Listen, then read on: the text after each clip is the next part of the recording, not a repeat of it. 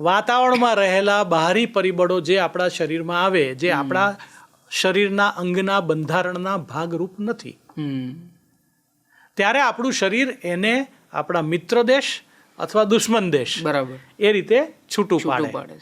કારણ કે હવા નાકથી આવે છે, એટલે સૌથી પહેલું ક્યાં તકલીફ પડે તો કે નાકમાં. જેવું પરિબળ અહીંયા આવે એટલે નાકમાં સરવડાટ થાય, એને ધોવા માટે નાક પાણી છોડવાનું ચાલુ કરે, બરાબર.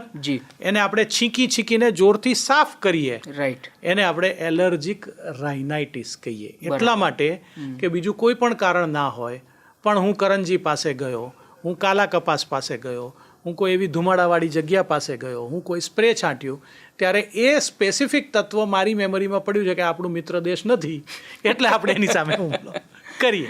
That is called as allergic rhinitis. બરાબર છે.